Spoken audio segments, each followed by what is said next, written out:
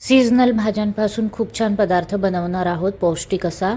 तर यात फक्त कॉर्न उकडून घेतलेले आहे, मटार, फ्लावर, गड्डा कोबी हे धुवून घेतलेले आहे, गाजर धुवून किसलेला आहे, लसूण आहे, हिरव्या मिरच्या आहेत, कढीपत्ता आहे, कोथिंबीर आहे, 2 कांदे आहेत आणि टोमॅटो आहे. हे सगळं घेतलेलं आहे, बघू शकताय तुम्ही. छान रेसिपी सांगणार आहे. आणि ह्या 4 पोळ्या आहेत माझ्याकडे. पोळ्यांना मिक्सरमधून बारीक करून घेतलेलं आहे छान.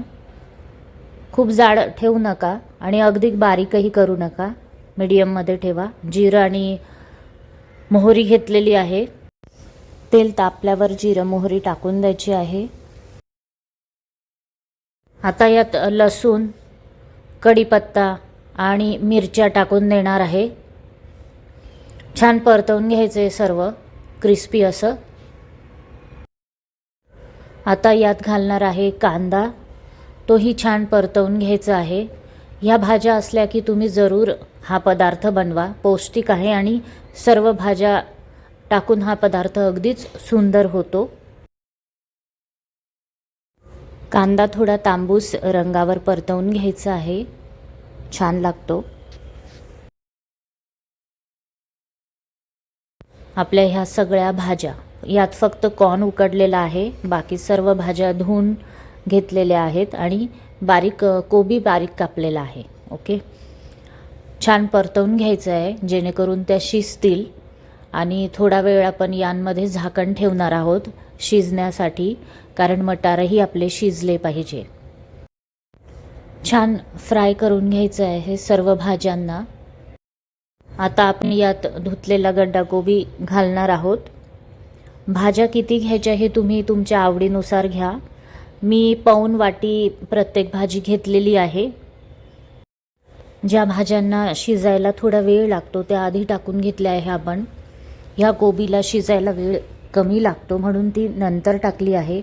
तर त्यानुसारच तुम्ही करा, म्हणजे खूपच भाज्यांचा गाळ आपल्याला करायचा नाही आहे, म्हणून मी असं करीत आहे. आता 1 मिनिट आपण यावर झाकण ठेवून देणार आहोत. त्यानंतर आपल्याला धुवून किसलेला गाजर यात घालायचा आहे. शेवटी आपण हा घातलेला आहे. छान मिक्स करून घेऊया. यामध्ये गाजरही फ्राय करून घेऊया.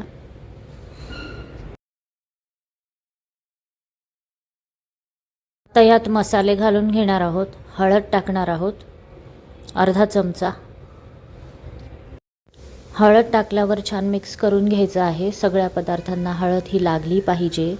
त्यानंतर आपला एक पदार्थ अजून बाकी आहे, तो म्हणजे टोमॅटो. तोही आपण आता घालणार आहोत. आपला बारीक कापलेला एक टोमॅटो यात घालून घेणार आहोत आणि छान फ्राय करून घेणार आहोत. आता यात टाकत आहोत मीठ.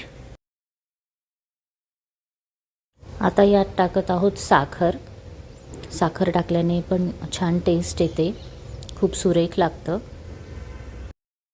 आणि आपण आता जो मिक्सरमध्ये पोळ्यांचा चुरा केलेला होता तो टाकत आहोत आणि छान मिक्स करून घेऊया. यात तुम्हाला तिखट घालायचं तर घालू शकता, तेही छान लागतं.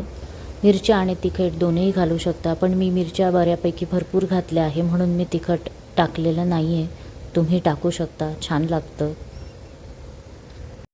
छान परतवून घ्यायचं आहे जेणेकरून सगळं मसाला पूर्ण आपल्या ह्या पदार्थाला लागणार आहे आणि सुंदर कलर येणार आहे, म्हणून खूप छान परतवून घ्या.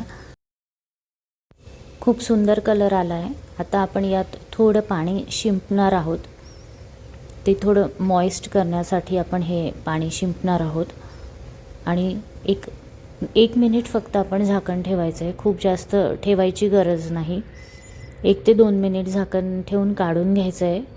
कलरही खूप सुंदर आला आहे बघा आणि मॉइस्ट पण झाला आहे. तर हे आता परत एकदा थोडंसं परतवून घेऊया. आपण घालणार आहोत कोथिंबीर. माझ्या सर्व रेसिपीजमध्ये बऱ्यापैकी कोथिंबीर ही असते, टेस्टी लागते. मला आवडतं कोथिंबीर टाकायला.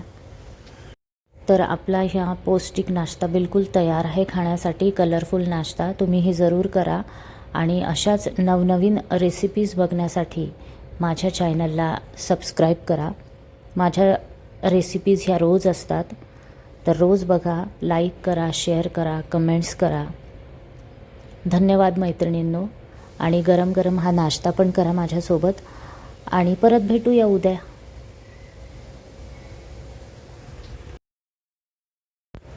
आणि हो, नाश्ता कसा वाटला ते जरूर सांगा.